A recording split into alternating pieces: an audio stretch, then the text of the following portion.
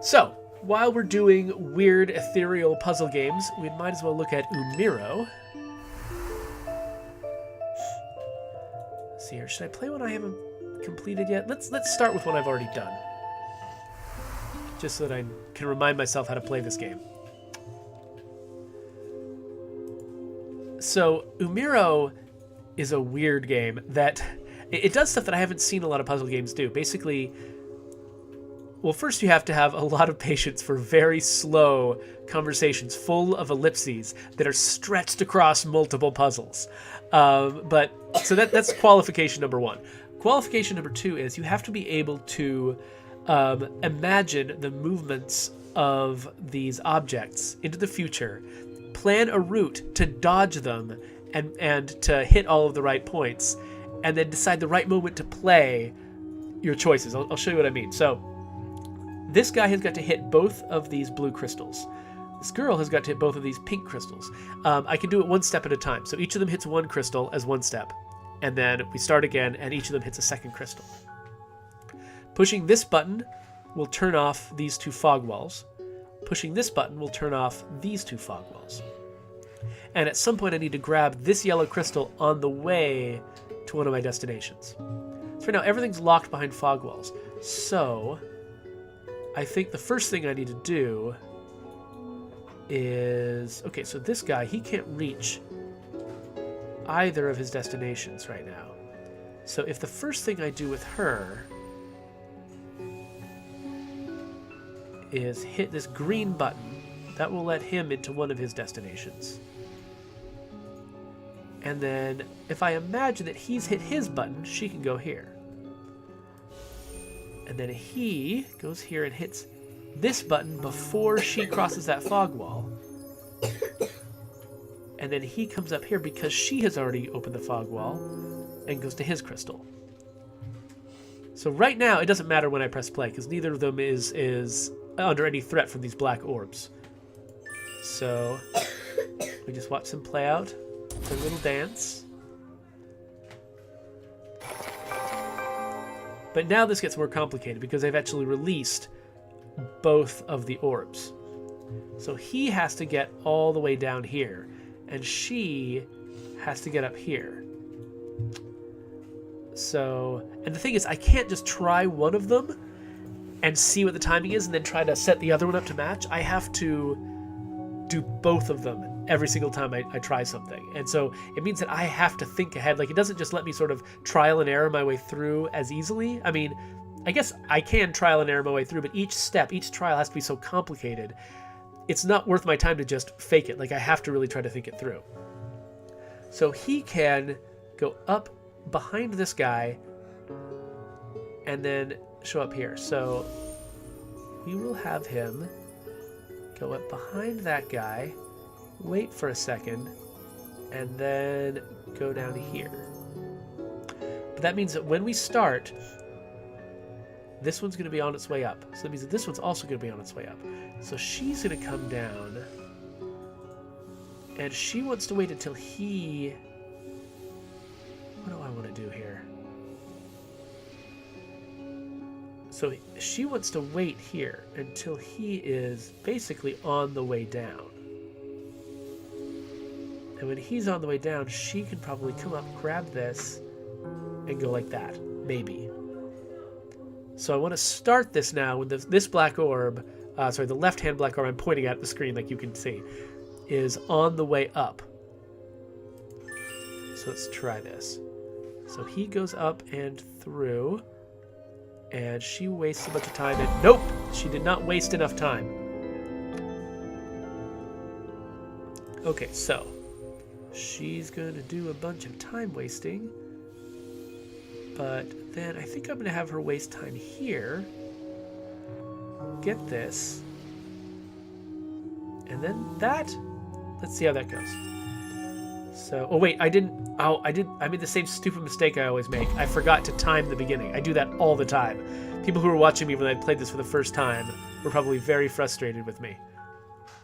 Okay, so he wastes some time. She sneaks in, wastes some more time here, goes up and gets the crystal, comes back around, and goes home. And we've got it. So that's the last one I did before. Let's do a new one that I haven't tried yet. All right. So we've got these 2 columns of troops going up and down. We've got... Okay. So these guys get trapped by the fog walls, as you saw in the previous puzzle. So if I can trap them behind fog walls, it'll make it much easier to get home.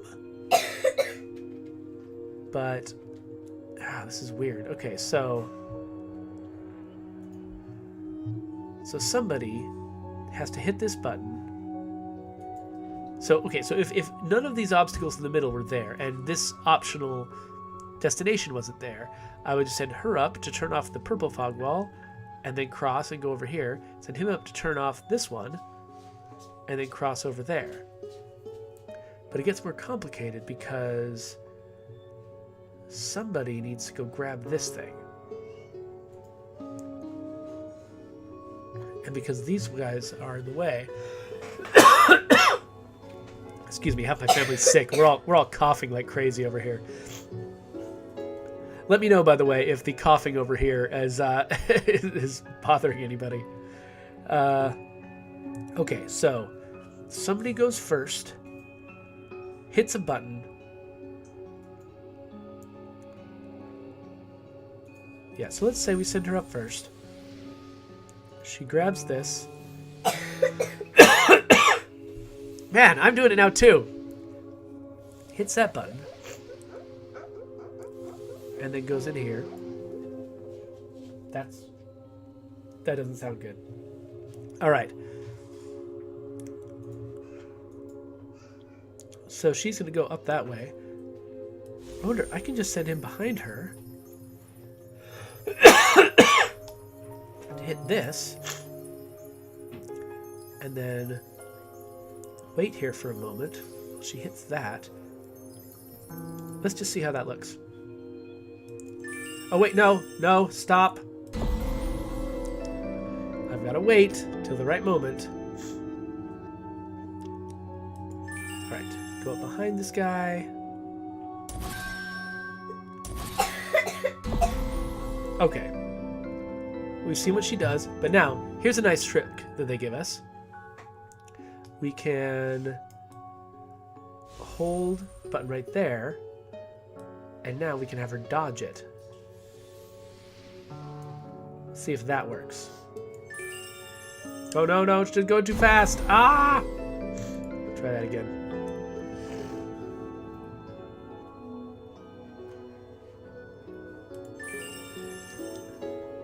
That was probably timed wrong too.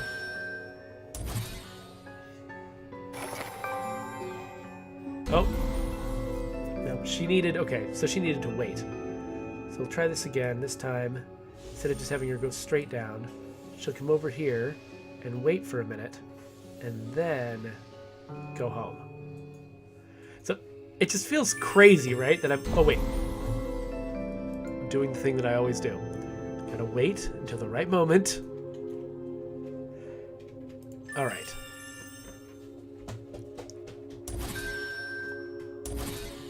She dodges, goes in a circle, comes back. Okay. Did he put me in here? Can I trust him? Am I really called Satura?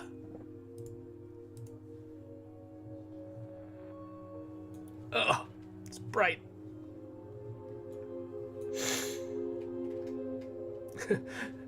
Devil Saint says, you play some challenging puzzle games. Yeah, so this game, it's really interesting because I'm used to puzzle games just sort of like letting me stop and think and like, you know, just step it out piece by piece and have each of the steps that I need to think of be like really discrete. Like Flood of Light, they count steps, but they don't count like how long you take or how much you move around.